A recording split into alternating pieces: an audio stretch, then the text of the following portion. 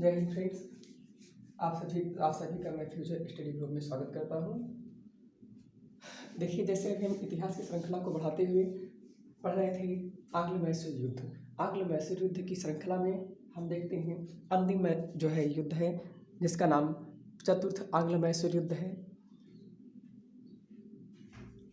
चतुर्थ आंग्ल मैसूर युद्ध जो है, याद रखेंगे, ये 1799 में हुआ। यानी चतुर्थ आंग्ल मैसूर युद्ध जो है 1799 में हुआ था। और यह ऐसा युद्ध है इसमें कोई संधि नहीं हुई थी, इसमें कोई भी संधि नहीं हुई। और इसमें हम समझते हैं ये जो एक लॉर्ड कॉर्नवालिस था, लॉर्ड कॉर्नवालिस ने टीपू को परास्त किया, जिसमें अर्थात ये कह सकते हैं कि चतुर्थ आंग्ल मैसूर युद्ध में लॉर्ड कॉर्नवालिस ने टीपू सुल्तान को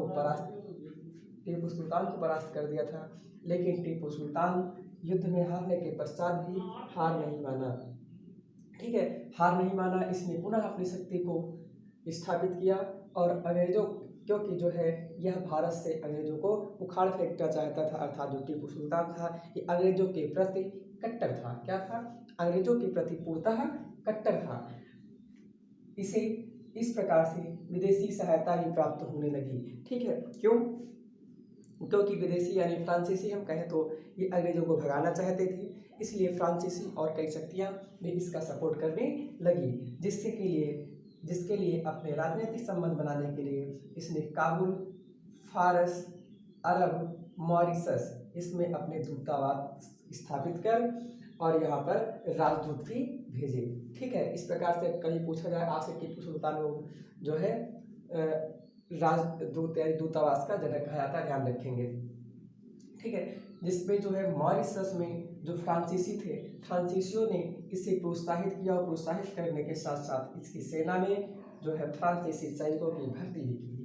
ठीक है, बड़े पैमाने पर भर्ती की, इसे ध्यान रखेंगे। और जो फ्रांसीसी थे ये सब इतना कुछ किया, आप समझ पा रहे हैं। 1799 में फ्रांस में नेपोलियन बोनापार्ट इसका जन्म हो चुका है, इसका उदय हो चुका है, जो पूरी तरह से यूरोप में तबाही मचाए हुए था। ठीक है, ठीक उसी तरह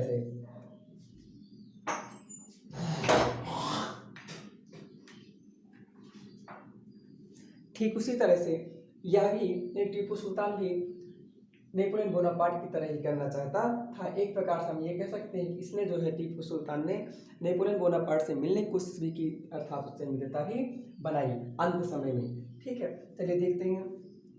ये जो है यानी टीपू सुल्तान फ्रांस की क्रांति से प्रभावित था। अगर कभी आपसे सवाल आ जाए कि कौन सा ऐसा शासक था जो है फ्रांस की क्रांति से प्रभावित था, उसका नाम होगा आपका टीपू सुल्तान। ठीक है, ध्यान रखेंगे, फ्रांस की क्रांति से प्रभावित था। इसने राजधानी श्रीरंगपट्टम को स्वतंत्रता का वृक्ष लगाया, अर्थात राजधानी श्रीरंगपट्टम को जो है स्वतंत्र कराने की होड़ लगा दी।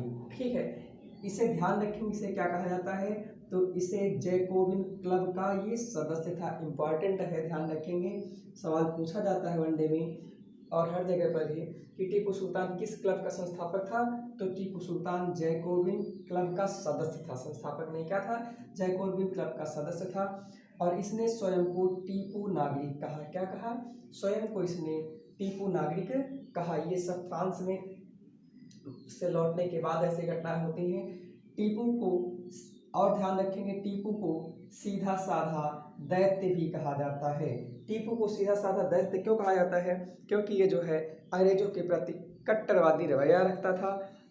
ये जहाँ पर भी अंग्रेजों को देखता था उनसे बहुत अत्यधिक घृणा करता था। ठीक है, तो इसे जो है टीपू सुल्तान को सीधा साधा दैत्य भी कहा जा सकता था, कहा जाता है। इसमें अच्छा कभी अगर सोच लिया जाए, क्या टीपू सुल्तान इस्लामिक था? इस्लामिक के साथ साथ जो है वो कट्टर था। तो हाँ, यह इस्लाम धर्म के प्रति कट्टर था, लेकिन इस्लाम के प्रति कट्टर था और अंग्रेजों का कट्टर शत्रु था। ठीक है, लेकिन ये किसी अन्य धर्म के खिलाफ, अर्थात किसी अन्य धर्म के लिए जो है असहिष्णु न था, अर्थात कट्टर नहीं था, अर्थात सहिष्णुता की नीति को अपनाया था। यहाँ तक कि कुछ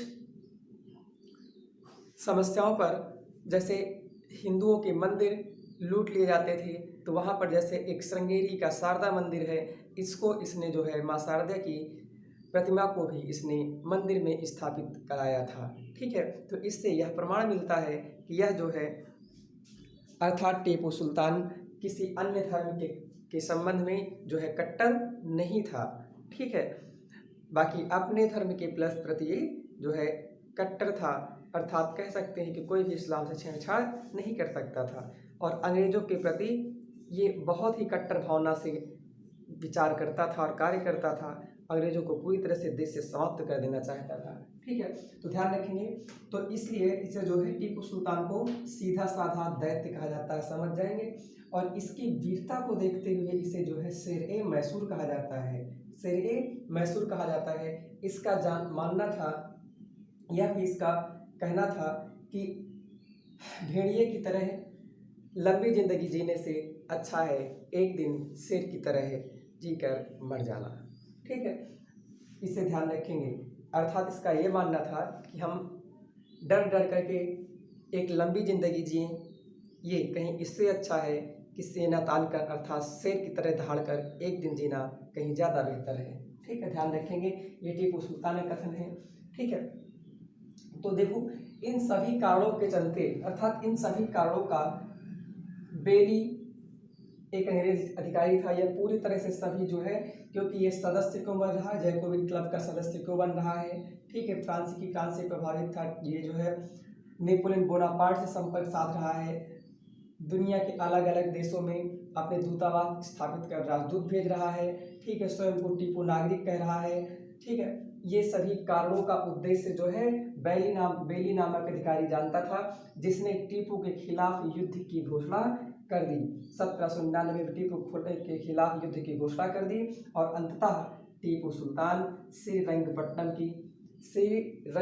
की पूरी तरह से रक्षा करते हुए एक वीर सैनिक की भांति वीर गति को प्राप्त हुआ। ठीक, अर्थात एक वीर सैनिकों की तरह यह जो है वीर गति को प्राप्त हुआ, अर्थात युद्धभूमि में मारा गया। ठीक है, तो इसे आप ध्यान रखेंगे। और भी ध्यान रखेंगे, टीपू सुल्तान ही एक ऐसा पहला व्यक्ति था जिसने युद्ध में सर्वप्रथम रॉकेट का प्रयोग किया था भारत में। ध्यान रखेंगे, युद्ध में सर्वप्रथम रॉकेट का प्रयोग करने वाला भारत में कौन व्यक्ति था, उसका नाम था टीपू सुल्तान। इसे ध्यान रखेंगे, टीपू सुल्तान ने सर्वप्रथम रॉकेट का प्रयोग जो है युद्धों में किया था। आपसे सवाल पूछ रहे हैं और कमेंट में आप आंसर जरूर देंगे कि सर्वप्रथम तोप का प्रयोग किसने किया था और सर्वप्रथम तोप का प्रयोग भारत में किस युद्ध में किया गया था। ठीक है, यह प्रश्न आपके लिए है जो आपको उत्तर कमेंट में देना होगा। हम थोड़ा सा टीपू सुल्तान पर नज़र रख लेते हैं। देखो, टीपू सुल्तान को देखा जाए तो ये अंग्रेजों के प्रति कट्टरवादी रवैया रखता था और ये अन्य धर्मों के खिलाफ जो है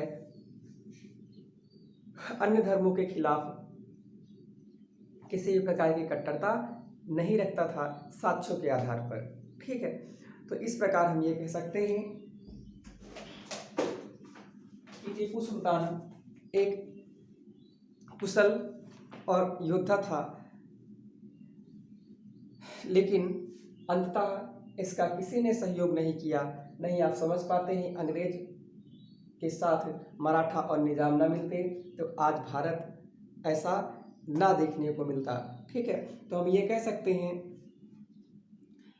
कि जो टीपू सुल्तान था, टीपू सुल्तान के समाप्त हो जाने के बाद जो आपका मैसूर साम्राज्य था, मैसूर साम्राज्य कई अलग अलग छोटे छोटे टुकड़ों में विभाजित हो गया। कुछ मराठों ने लिया, कुछ निजाम ने लिया, कुछ अंग्रेजों ने लिया, अर्थात जो है मैसूर साम्राज्य का पतन हो गया। ठीक है, अब हम इसके बाद अगला पढ़ेंगे जिसमें होगा आंग्ल मराठा संघर्ष। बस इनको जल्द ही खत्म करने के बाद हम पहुंचने वाले हैं भारतीय राष्ट्रीय आंदोलन और भारतीय स्वतंत्रता की ओर। ठीक है, इन्हें आप ध्यान रखेंगे। आप वीडियो को अधिक से अधिक लाइक, शेयर, सब्सक्राइब जरूर करेंगे। धन्यवाद।